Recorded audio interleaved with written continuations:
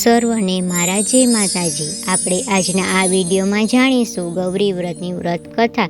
તો આપ સૌને મારો આ વિડીયો ગમે તો લાઈક, શેર અને સબસ્ક્રાઈબ કરો, અને હા, બેલ આઇકન પ્રેસ કરવાનું ના ભૂલતા। તો ચાલો આપણે શરૂ કરીએ આજની આ વ્રત કથા। ગૌરી વ્રત અથવા તો તેને મોળાકત વ્રત પણ કહેવામાં આવે છે। આ વ્રત અષાઢ સુદ 11થી પૂનમ એમ 5 દિવસ કરવામાં આવે છે। ગૌરી વ્રત એ કુંવારી કન્યાઓ કરે છે।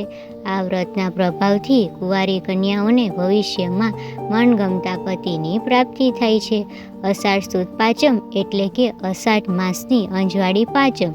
આ દિવસે આડોશ પાડોશમાંથી છોકરીઓ ભેગી થાય છે। પછી તે છાબડીઓ લઈ આવે છે।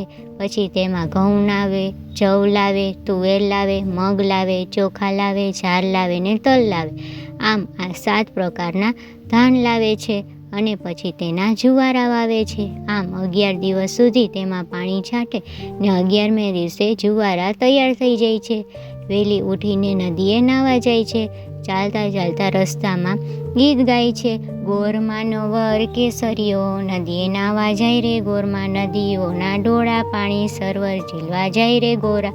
ઝીલી ઝીલીને ઘેર પધાર્યા, મોતીડે વધાવ્યા ગોરમાં, ભાઈ બેઠો જમવા, ભોજાએ ઓઢ્યા ચીર ગોરમાં, ચીર ઉપર ચૂંદડીને ચોખલિયાળી ભાત, ગોરમાં જાત ઉપર ઝાખરા, વેલ તડુકી જાય રે ગોરમાં, વેલમાં બેઠો વાણિયોને કાગળ લખતો જાય રે ગોરમાં, કાગળમાં 2 પૂતળીઓને હસતી રમતી જાય રે ગોરમાં। આમ ગાતી ગાતી નદીએ પહોંચી જાય છે। પછી નાહીને ઘેર આવે છે। પછી પૂજા પાને એક થાળીમાં લઈને સમૂહમાં શિવાલયમાં જાય છે। ત્યાં જઈને શિવ પાર્વતીનું પૂજન કરવામાં આવે છે। જ્વારા એ પાર્વતીનું પ્રતીક માનવામાં આવે છે।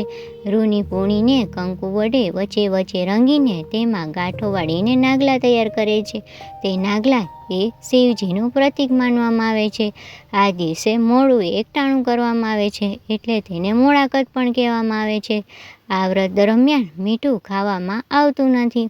એને 5 દિવસ સુધી મોઢું મોળું રાખવું પડે છે। કુમારિકાઓ ક્યારે ભૂખ લાગે તો ડ્રાયફ્રૂટ્સ અથવા તો ગળી વસ્તુઓ ખાઈને વ્રત કરે છે। વ્રતના 6ઠા દિવસે જ્વારાઓને નદી કે જળાશયમાં વિસર્જન કરે છે। આમ સતત 5 વર્ષ સુધી વ્રત કરવાનું હોય છે। 5 વર્ષનું વ્રત પૂરું થયા પછી તેને ઉજવણું કરવામાં આવે છે, જેમાં કન્યાઓને સૌભાગ્યની વસ્તુઓ અથવા તો અન્ય કોઈ વસ્તુઓ ભેટ આપવામાં આવે છે। બોલો શિવ પાર્વતીની જય। મને આશા છે કે તમને મારો આ વિડીયો ગમ્યો હશે।